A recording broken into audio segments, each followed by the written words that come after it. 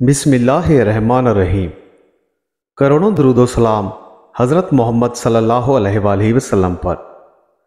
Sid rights के तमाम मुअज़्ज़िज़ सामीन को खुशामदीद। प्यारे दोस्तों, सिकंदर ज़ुल्करनैन का नाम तो आपने सुना ही होगा। बाज़ मोरखीन ने उनको पैगंबर भी लिखा है, मगर बाज़ ने लिखा है कि सिकंदर ज़ुल्करनैन बहुत बड़े बादशाह गुजरे। सिकंदर ज़ुल्करनैन कोह काफ से काफ तक गए। अल्लाह ताला ने उनको मशरिक से लेकर मगरिब तक बादशाही अता की थी और उन्होंने अपनी बादशाहत के तमाम तुलो अर्ज़ तक सैर की और तमाम जगहों तक जा पहुँचे जहाँ एक आम आदमी का जाना नामुमकिन तस्वुर किया जाता है। दोस्तों, सिकंदर ज़ुल्करनैन के बारे में ये बात भी मशहूर है कि उन्होंने आबे हयात ढूंढ निकाला और उसको पिया था, लेकिन असल हकीकत क्या है आज के इस किस्से में हम आपको बताएंगे कि एक मर्द अश करना और कर्ण गोशा जहां को भी कहते हैं। एक गोशा जहां का वो है कि जहां से सूरज तलू होता है और दूसरा गोशा वो है जहां सूरज गरूब होता है। बस दोस्तों, सिकंदर ज़ुल्करनैन इस जहां के दोनों गोशों तक गए और तमाम दुनिया की सैर की, बहुत सी इजादात की और इल्म व हिकमत पाई। दोस्तों, सिकंदर ज़ुल्करनैन को ज़ुल्करनैन इसलिए कहते हैं कि इनकी दो शाखें थीं, और सिकंदर इसलिए कहते हैं कि उनकी जाए पैदाइश सिकंदरिया था। हज़रत इब्ने अब्बास से रिवायत है, अबू जहल और मक्के के कफ़ार रसूलुल्लाह की रिसालत पर ईमान ना लाते थे, बल्कि उन्होंने शरारत करके एक शख्स को मुल्क यसरब यहूदियों के उलमा के पास भेजा और कहा कि हमारे दरमियान एक शख्स है और वो दावा नबूवत का करता है और हम नहीं समझते कि वो शख्स सच्चा है या झूठा। अबू जहल ने यहूदियों से कहलवा भेजा कि आप लोगों को तो तौरात का खूब इल्म है, लिहाजा चंद मसले ज़माना कदीम के गुज़िश्ता हमें बताएं ताकि हम उस शख्स से पूछें और वो हमें जवाब ना दे पाए और हम उसकी तजलील करें और उसे झूठा साबित करें, और सवाल अपनी किताबों से चुन चुन कर हमें भेजें, और अगर मेहरबानी हो सके तो यहाँ आकर सारे सवाल हमें सिखा दें कि हम उससे मनाजरा कर सकें और देखें कि वो जवाब दे सकता है या नहीं। दोस्तों, तब यहूदियों ने कई सवालात मुश्किल तरीन अपनी किताब तौरात और ज़बूर से देख देख कर निकाले और उन सवालों को लिखकर कासिद के हाथ रवाना किया। और वो सवालात ये थे, मसलन उनसे पूछो कि रूह क्या चीज़ है, और असहाबे कहफ कौन लोग हैं और उनका हाल क्या था। सिकंदर ज़ुल्करनैन कौन था और उनका तमाम अहवाल पूछा जाए। दोस्तों, ये तमाम सवालात यहूदियों के बहुत नामवर आलमों ने अपनी किताब से निकाले थे और ये सब सवालात व मसाइल अबू जहल के पास लिख भेजे। दोस्तों, तब अबू जहल लाइन, जो कि हमारे प्यारे नबी हज़रत मोहम्मद सल्लल्लाहु अलैहि वसल्लम का चचा था, आपके पास आया और कहा कि ऐ मोहम्मद, अगर तू सच्चा नबी है या तू दावा रिसालत का करता है तो इन सवालात के जवाब दे, तब हम जानेंगे कि तू पैगंबर मुरसिल है। दोस्तों, उन लोगों ने वो तमाम सवालात आप सल्लल्लाहु अलैहि वसल्लम से किए। इसके जवाब में नबी पाक ने फरमाया कि मैं इसका जवाब कल दूंगा। दोस्तों, ये जुमला आपने इसलिए बोला कि जिब्राइल अमीन तशरीफ़ लाएंगे तो उनसे तमाम अहवाल दरियाफ्त करके मैं इन सवालों का जवाब मुकम्मल दे दूंगा, लेकिन ये कहते वक्त आपने इंशाअल्लाह ना कहा, इसलिए 11 दिन तक हज़रत जिब्राइल अलैहिस्सलाम तशरीफ़ ना लाए और आप सल्लल्लाहु अलैहि वसल्लम इसका जवाब 11 दिन तक ना दे सके। दोस्तों, ये देखकर काफरों ने कहा, ऐ मोहम्मद सल्लल्लाहु अलैहि वसल्लम, क्या तुम्हें तुम्हारे खुदा ने छोड़ दिया है या तुम्हारे पास हमारे सवालों के जवाब नहीं? हाँ, हमें तो लगता है कि तुम्हारे पास हमारे सवालों के जवाब ही नहीं हैं। साफ साफ क्यों नहीं कह देते? दोस्तों, काफरों ने जब आप सल्लल्लाहु अलैहि वसल्लम को ये ताना देना शुरू किया तो आप सल्लल्लाहु अलैहि वसल्लम निहायत ही गमगीन हुए और फिर जनाब बारी ताला में अर्ज़ की कि ऐ इलाही, ये काफिर लोग हम पर ताने कस रहे हैं और मुझसे बराबर सवाल कर रहे हैं, मैं क्या जवाब दूं? दोस्तों, नबी पाक की ये मारूज़ात सुनकर अल्लाह रब्बुल आलमीन ने हज़रत जिब्राइल अलैहिस्सलाम को जुमा के दिन ज़ुहर के वक्त नाजिल फरमाया। हज़रत जिब्राइल अलैहिस्सलाम तशरीफ़ लाए और कहा कि ए नबीउल्लाह, अल्लाह ताला ने आप पर दुरूद व सलाम भेजा है और ये फरमान खुदाबंदी भी अपने साथ लाए। اور نہ کہو تم کسی کام کو کہ میں یہ کروں گا کل، مگر یہ چاہے اللہ تعالیٰ، اور اگر بھول جاؤ تو یاد آوے۔ دوستو، اگرچہ وقت گزر چکا ہو تو پھر بھی انشاءاللہ کہنا چاہیے۔ ایک اور جگہ ارشاد باری تعالیٰ ہے، اور قسم ہے دھوپ چڑھتے وقت کی اور رات کی جب چھا جاوے، نہ رخصت کیا تیرے رب نے تجھ کو اور نہ بیزار ہوا تجھ سے، یعنی کئی دن تک وحی نہ آنے کی وجہ سے نبی پاک صلی اللہ علیہ وآلہ وسلم غمگین ہو گئے تھے۔ تب اللہ تعالیٰ نے ان پر آیات نازل فرمائی تھیں۔ جبرائیل علیہ السلام نے کہا کہ اے نبی صلی اللہ علیہ وآلہ وسلم، اگر وہ آپ سے سوال کریں اور پوچھیں کہ روح کیا ہے تو تم کہہ دو کہ وہ تو میرے رب کے حکم سے ہے اور میں نے تھوڑی خبر دی ہے۔ دوستو، آپ نے کافروں کو پہلے سوال کا جواب کچھ یوں دیا کہ اللہ تعالیٰ کے حکم سے ایک چیز بدن میں آ پڑی اور وہ زندہ ہو گیا، اور جب وہ چیز اللہ تعالیٰ کے حکم سے نکل گئی تو پھر وہی بدن مردہ ہو گیا۔ سکندر ذوالقرنین کے بارے میں جب انہوں نے سوال کیا تو آپ صلی اللہ علیہ وآلہ وسلم نے فرمایا کہ بے شک اللہ نے اس کو قوت عطا کی تھی زمین اور دنیا کے ہر راستے پر چلنے کی، یہاں تک کہ وہ چلتا ہوا سورج کے ڈھلنے کی جگہ جا پہنچا۔ اس نے دیکھا کہ سورج وہاں ڈوبتا ہے ایک دلدل میں، اور اس نے وہاں ایک قوم کو بھی پایا۔ اور یہ تمام باتیں نبی پاک صلی اللہ علیہ وآلہ وسلم کو حضرت جبرائیل علیہ السلام نے آ کر بتائی تھیں، تاکہ اگر کافر آپ سے سوال کریں تو آپ ان کو جواب دے سکیں۔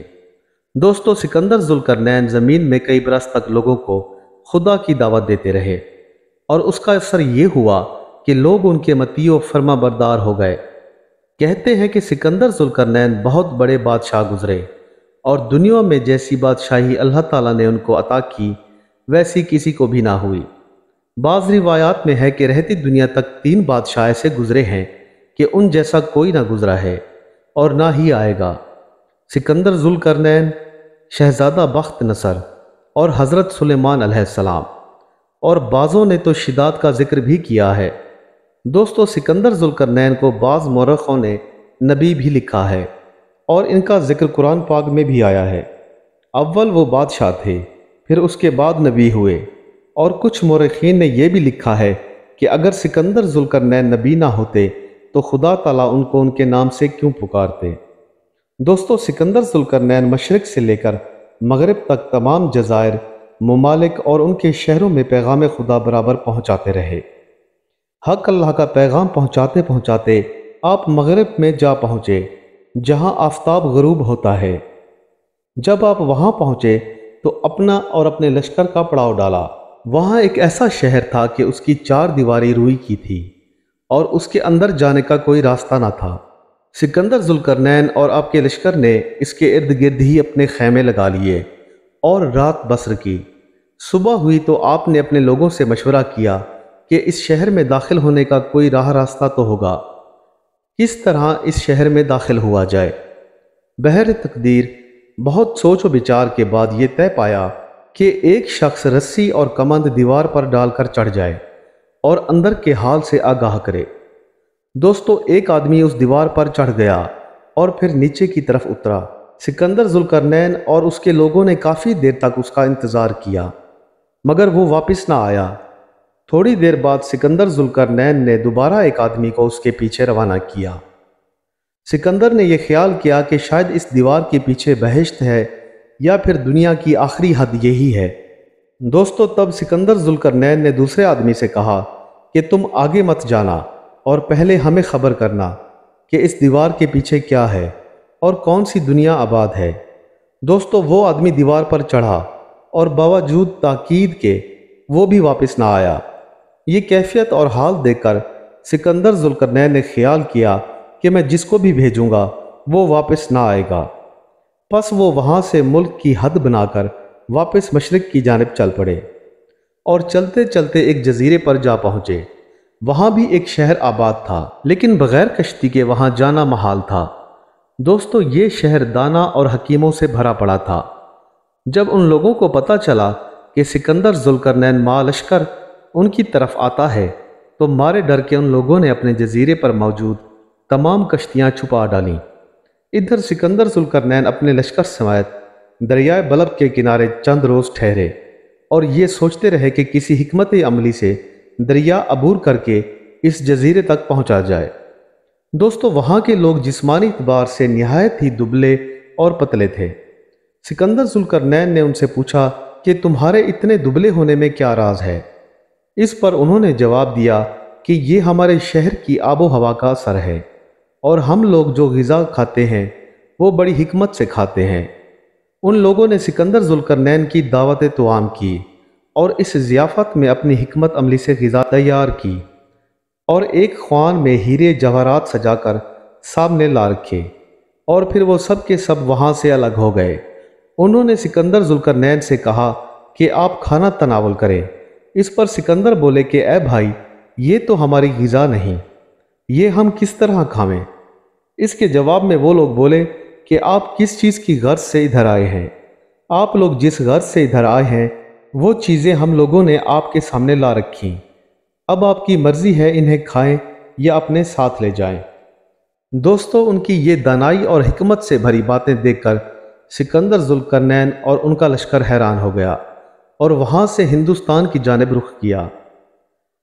दोस्तों सिकंदर जुल्करनैन ने अपना एक कासिद भी शाह हिंद के पास रवाना कर दिया और कहलवा भेजा कि हमारे साथ बहुत लश्कर है और हम ये चाहते हैं कि तुम्हारा मुल्क बर्बाद ना हो जाए और ना हम ये चाहते हैं कि तुम्हारे साथ लड़ाई करें। बस तुम्हें लाजिम है कि हमारा हुक्म पाते ही हमारी इताअत में आ जाओ और जो खिराज हम मुकर्रर करें उसको कबूल करो। दोस्तों एलची ने ये तमाम हुक्म सिकंदर जुल्करनैन का शाह हिंद को जा सुनाया। शहनशाह हिंद ने बहुत ताज़ीम की और तोहफ़ा व तोहफ़ जुल्करनैन के पास भेजा। उस एलची ने सिकंदर जुल्करनैन को कहा कि हजूर का इकबाल बुलंद हो, शहनशाह हिंद आपकी निहायत इज़्ज़त व तकरीम करते हैं और उन्होंने बसरो चश्म आपको कबूल कर लिया है और आपके वास्ते ये तोहफ़ भी भेजे हैं। दोस्तों पर सिकंदर जुल्करनैन ने अपने खादमों से कहा कि इस एलची को ले जाओ और 3 दिन तक इसकी खिदमत करो और ये हमारा मेहमान रहेगा। खादमों ने ऐसा ही किया। 3 दिन बाद वो एलची सिकंदर जुल्करनैन के हजूर पेश हुआ। सिकंदर जुल्करनैन ने जब उसको देखा तो अपना सर नीचा किया और इस एलची ने सिकंदर जुल्करनैन को देखकर उंगली नाक में डाली और फिर निकाल ली और बग़ैर कुछ कहे अपनी जगह पर वापस चला गया। दोस्तों कुछ ख़ास और दाना लोग भी वहाँ मौजूद थे। उन्होंने जब ये माजरा देखा तो सिकंदर जुल्करनैन से पूछा कि हजूर इसमें क्या राज है। सिकंदर ने कहा कि मैंने उसको दराज कद देखकर अपना सर नीचा किया और ये बात सबको मालूम है कि दराज कद का आदमी अहमक और बेवकूफ़ होता है। उसने नाक में उंगली इसलिए डाली कि वो मेरा ताले सिकंदरी देखने का ख्वाहिशमंद है। तुम लोग जाओ और उसको ले आओ, वो आदमी बुजुर्ग है और उसको खाना खिलाओ। दोस्तों इस हुक्म को पाकर आपके खादिम उस एलची को ले आए और उसकी खिदमत के वास्ते रोटी और घी भेज दिया ताकि उसकी अकल की आजमाइश हो सके। चुनाचा वो रोटी और घी खा गया और उसने एक सुई वापस बर्तनों में रख दी। सिकंदर जुल्करनैन ने उस सुई को स्याह रंग करके उस रोटी और घी पर रखकर उसके पास भेज दी। उसके जवाब में फिर उस आदमी ने एक टुकड़ा आईने का उस पर रखकर जुल्करनैन को भेजा। दोस्तों ये माजरा खास लोगों ने देखा और सिकंदर से बोले कि ए बादशाह सलामत, इसमें क्या राज है। दोस्तों सिकंदर बोले कि रोटी घी देने का मतलब ये था कि मर्द इल्मो हिकमत में खूब होते हैं जैसे रोटी के साथ घी, और जो उसने रोटी और घी पे सुई रख दी थी उसका मतलब ये है कि वो इल्मो हिकमत में खूब है। फिर मैंने उसी सुई को स्याह रंग करके भेजा था। उसका मतलब ये है कि उसका इल्म हिकमत माने आईना साफ और रोशन है। और हमने उससे ये भी मालूम कर लिया कि लंबे आदमी अक्सर हकीकतन बेवकूफ़ होते हैं। बस हम दोनों के दरमियान इशारों में यही गुफ्तगू होती रही। दोस्तों इसके बाद आप मशरिक़ की तरफ रवाना हुए। आपका मकसद तलुए आफ्ताब की जगह तक पहुंचना था। जैसा कि हक ताला इरशाद फरमाते हैं, फिर लगा एक असबाब के पीछे, यानी सफ़र अंजाम किया, यहाँ तक कि पहुँचा जुल्करनैन सूरज निकलने की जगह पर। जब सिकंदर जुल्करनैन सूरज निकलने की जगह पर पहुँचे तो वहाँ एक कौम को आबाद देखा पाया। तो उसने पाया कि सूरज निकलता है और उस जगह पर एक कौम को भी देखा कि उनके लिए कोई घर है और ना साया। और ना कपड़ा है, और वो लोग बेआबाओं रेगिस्तान में रहते थे। आपने देखा कि वहाँ ना घर बन सकते हैं और ना ही रुई उगती है कि वो अपने लिए कपड़ा बनाए और पहने, और वहाँ जाड़ा यानी सर्दियाँ ही रहती थीं, और वो लोग खाने को दूसरे शहरों से लाकर खाते थे, और जनो मर्द सब नंगे रहते थे। आपने ये भी देखा कि वो लोग मिसाल जानवरों के जमा करते रहते, और जब धूप निकलती तो उनके बदन में कोई ताकत आती, और जब गरूब आफताब होता तो वहाँ सर्दी पड़ती। दोस्तों, ये उस कौम का जिक्र हो रहा है जिसको आप याजूज और माजूज के नाम से जानते हैं। दोस्तों, जुल्करनैन चलते चलते मशरिक की जानिब जा निकले। वहाँ आपने 2 पहाड़ बुलंद देखे, और उन पहाड़ों के दरमियान एक तरफ याजूज माजूज की एक कौम आबाद थी और दूसरे पहाड़ में उनकी औलाद रहती थी। दोस्तों, कौम याजूज माजूज याफिस बिन नूह की औलाद में से पैदा हुई, और ये लोग तूफान नूह के बाद भी वहाँ रह गए थे, और उनकी तादाद बेहिसाब है। बसूरत तो वो कुछ इंसानों जैसे ही नजर आते हैं, और कदो कामत में बाज तो दराज कद और बाजे 1 गज के और बाजे 1 बालिश्त के हैं, और कान उनके इतने बड़े हैं कि वो ज़मीन पर लटकते रहते हैं, और जब वो लोग सोते हैं तो अपना एक कान ज़मीन पर बिछा लेते हैं, दूसरा कान बतौर चादर के ओढ़ते हैं, और मिसल हैवानों के एक दूसरे से जमा करते हैं। उनमें शर्मो हया कुछ नहीं, और उनके खेतों में सिवाय तिल के और कोई दूसरी चीज़ पैदा नहीं होती थी, लिहाजा वो रोज़ाना इसी को ही खाते थे, और उन पहाड़ों से निकलकर उनके इतराफ़ में मौजूद शहरों और लोगों पर हमला करते थे, और मालो असबाब और खुराक सबकी खा जाते, और हरकतें उनकी कभी और नाकाबिले बयान हैं। दोस्तों, ये कौम किसी दीन व मजहब से ताल्लुक़ ना रखती और ना ही खुदा को जानते थे, और वो मरते भी नहीं और काफ़ी अरसा से ज़िंदा हैं। बस वो पहाड़ से निकलकर उस जगह मौजूद जाहिदों और हकीमों पर जुल्म किया करते, और जिसको भी पाते मार डालते।